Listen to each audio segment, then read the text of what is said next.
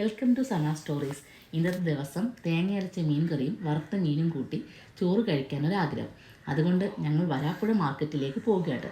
മീനാകട്ടെ, ഇറച്ചിയാകട്ടെ, മുട്ടയാകട്ടെ, പച്ചക്കറി ആകട്ടെ എല്ലാം വരാപ്പുഴ മാർക്കറ്റിൽ കിട്ടും. ഇവിടെ വരുമ്പോൾ ആദ്യം ചെയ്യുന്നത് എല്ലായിടത്തും ചുറ്റി നടന്ന് വില അന്വേഷിക്കും. എന്നിട്ടേ മീൻ വാങ്ങും. കൂടുതലും ഞങ്ങൾ വാങ്ങിക്കുന്നത് പുഴമീനാണ്.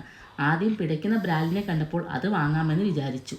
അപ്പോഴാണ് മുരശ് ശ്രദ്ധയിൽപ്പെട്ടത്. അത് എപ്പോഴും കിട്ടുന്ന മീനല്ല, ചെറിയ മീനാണെങ്കിലും മാങ്ങയിട്ട് തേങ്ങയരച്ച് വെച്ചാൽ നല്ല ടേസ്റ്റാണ്. അതാകട്ടെ ഇന്നത്തെ സ്പെഷ്യൽ. നല്ല ഫ്രഷ് നന്ദൻ കണ്ടപ്പോൾ വറുക്കാനായി വാങ്ങിച്ചു. കുറച്ചധികം ഉണ്ടായിരുന്നു. നന്നാക്കാൻ കുറച്ച് ബുദ്ധിമുട്ടാണെങ്കിലും വറുത്ത് കറുമുറ കഴിക്കാൻ നല്ല ടേസ്റ്റാണ്. പക്ഷേ നൈസൂന് ചാള വറുത്തതാണ് ഇഷ്ടം, അതും കുറച്ച് വാങ്ങി. ഇനി ഇതെല്ലാം കൊണ്ടുപോയി നന്നാക്കി വെക്കണം, എങ്കിൽ വേഗം വീട്ടിലേക്ക് പോകാം. പക്ഷേ വരാപ്പുഴ NH ബൈപ്പാസ് പണി നടക്കുന്നതിനാലും ഇന്ന് ഞായറാഴ്ച ആയതിനാലും നല്ല ബ്ലോക്കാണ്. അതുകൊണ്ട് വീട്ടിലേക്ക് എത്താൻ കുറച്ച് സമയമെടുക്കും. വീട്ടിലെത്തിയ ഉടൻ എല്ലാം വെവ്വേറെ പാത്രങ്ങളിലാക്കി വൃത്തിയാക്കാനായി പോവുകയാണ്. നൈസും വീരും ആദ്യമായാണ് മുരശ് കാണുന്നത്. അതിൻ്റെ അതിശയമാണ് രണ്ടുപേർക്കും. അമ്മ പെട്ടെന്ന് ചാളയും മുരശും വൃത്തിയാക്കുകയാണ്. നന്ദൻ കുറച്ചധികം ഉണ്ടല്ലോ, അത് വൃത്തിയാക്കാനായി ഞങ്ങളുടെ 3 പേരുടെയും പ്രയത്നം വേണ്ടി വന്നു. എന്നാലും ഞങ്ങൾ മുഴുവനും വൃത്തിയാക്കി. മഞ്ഞപ്പൊടിയും കല്ലുപ്പും ചേർത്ത് ഞാൻ വൃത്തിയായി മീൻ കഴുകി. ആ സമയം കറി വെക്കാനുള്ള തേങ്ങ നൈസ് ചിരകി തന്നു. ചിലപ്പോഴൊക്കെ ഇങ്ങനെ ചില സഹായങ്ങൾ ചെയ്തു തരാറുണ്ട്. നടക്കാൻ കുറച്ച് ബുദ്ധിമുട്ടാണെങ്കിലും മീൻകറി വെക്കുന്ന സമയത്ത് അമ്മ അതെല്ലാം അങ്ങ് മറക്കും. ഞങ്ങൾക്കും അമ്മ വെക്കാറുള്ള മീൻകറിയാണ് ഇഷ്ടം. മീൻകറി അധികം ഞാൻ വെക്കാറില്ല. മീൻകറിയിൽ ഇന്നും എക്സ്പേർട്ട് അമ്മ തന്നെ. ഞാനൊരു സഹായിയായി കൂടെ നിൽക്കാറേ ഉള്ളൂ.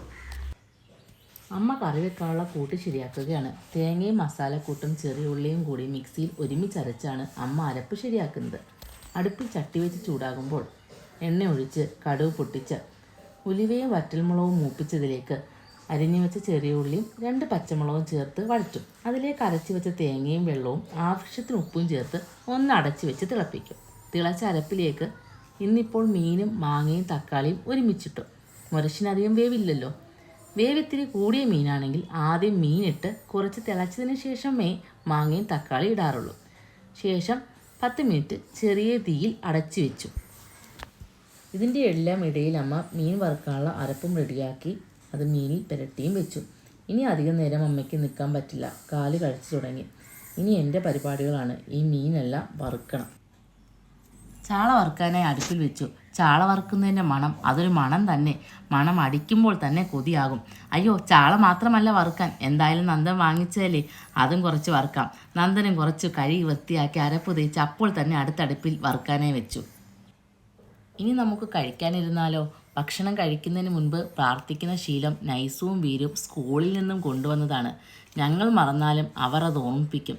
നല്ല ശീലമാണല്ലോ.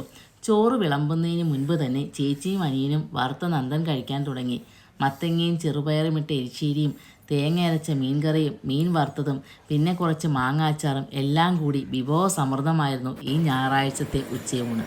എല്ലാവരും ആദ്യം തന്നെ മീൻകറിയാണ് രുചിച്ചു നോക്കിയത്. എല്ലാവരുടെയും ഭാഗങ്ങളിലുണ്ട് മീൻകറിയുടെ മേന്മ. നൈസൂന് മീൻകറിയിലെ മാങ്ങ അവസാനം കഴിക്കുന്നതാണ് ഇഷ്ടം. അതിനവൾ മാറ്റി വെച്ചിരിക്കുകയാണ്. ചേട്ടൻ ആസ്വദിച്ച് കഴിക്കുകയാണ്. വീരുവിന് എരിവുള്ള കറികളോട് താല്പര്യമില്ല. അതുകൊണ്ട് തന്നെ കുറച്ച് പച്ചച്ചോറും മീനും കൂട്ടിക്കഴിച്ച് അവൻ ഹാപ്പിയാണ്. ജോലിക്ക് പോയി തുടങ്ങുന്നതിന് മുമ്പ് ഞായറാഴ്ചകളിൽ പുറത്തുപോയി കഴിക്കുന്നതായിരുന്നു ഇഷ്ടം. പക്ഷേ ഇപ്പോൾ കിട്ടുന്ന ഒരു ഞായറാഴ്ച ഇങ്ങനെ ഭക്ഷണം ഉണ്ടാക്കി ഒരുമിച്ചിരുന്ന് കഴിക്കുമ്പോൾ അതും ഒരു സന്തോഷം. എങ്കിൽ ശുഭം. വീണ്ടും കാണാം അടുത്ത സ്റ്റോറിയുമായി.